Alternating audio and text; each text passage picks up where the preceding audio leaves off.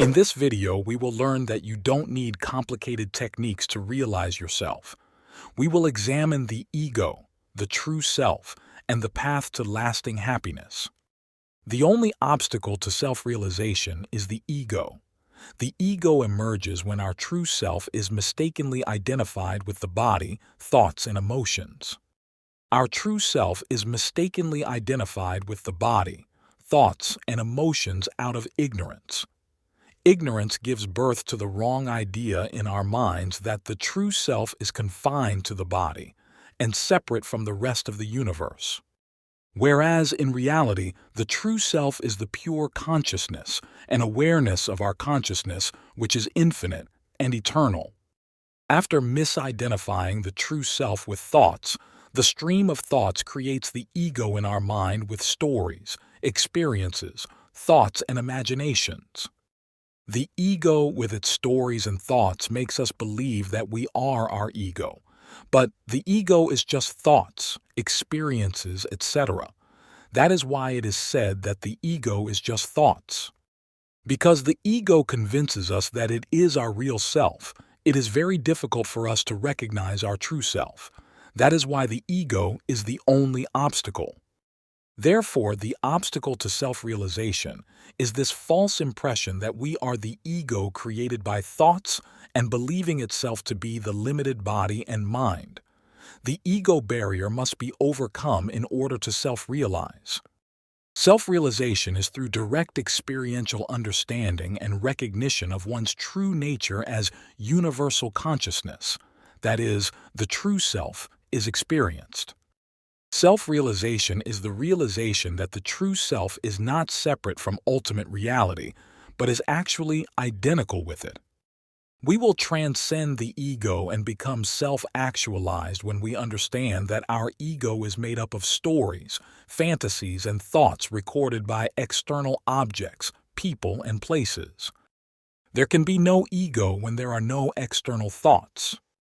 We will understand that the easiest way to eliminate the ego is to turn our attention to ourselves, that is, in knowing our existence and resting in the awareness of our consciousness, which is a state of almost no thoughts. On this path, we need to know the nature of the ego.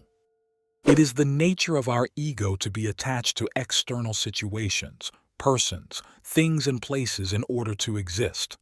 If we turn our attention to the inner, true self, our ego recedes.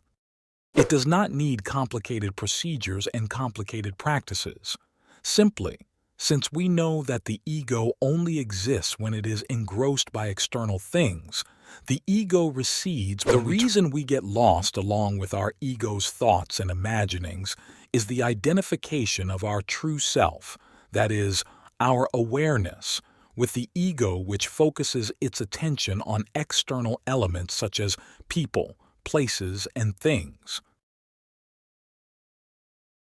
This misidentification of our awareness with the ego and the ego's incessant focus on people, things, and places are the root causes of our suffering. One thing we must understand is that the ego cannot exist without a focus on external things. If we realize this, then all we need to do is to sit and observe our thoughts, imagination, and feelings, and we will see that they are all about external phenomena. So to get rid of the ego's imaginations, whenever we notice the mind focusing and clinging to external things with thoughts and imaginations, we gently bring our attention to ourselves. We focus on the awareness of our awareness. Then we try to rest in this knowledge of our being, in the awareness of our consciousness. The ego is the false sense of being a separate individual that thrives on likes, dislikes, and constant engagement with the external world. After deep investigation, we will realize that the ego has no independent existence, since it is just thoughts that our minds have created. The cure for ego dissolution is to turn our attention inward, resting in the presence of our being. So we will continue by turning our attention inward, constantly attending to our awareness, being aware of our being. Instead of being constantly concerned with the external world, we should redirect our attention to the source of the I, which is our consciousness. As we remain aware of our true self, the ego begins to dissolve. This is not a dynamic process, but a natural consequence that occurs as we rest in the light of awareness of our consciousness.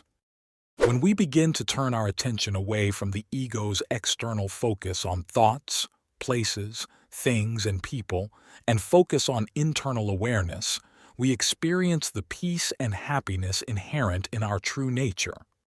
We realize that the self is the only reality, and that the ego was just an illusion obscuring our true essence.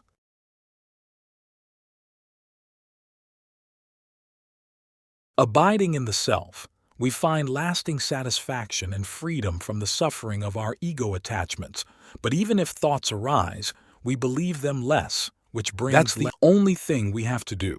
We have to constantly bring our attention back to our sense of awareness. That is, we need to be constantly aware of our awareness. The path to inner peace and self-realization is by understanding the illusory nature of the ego.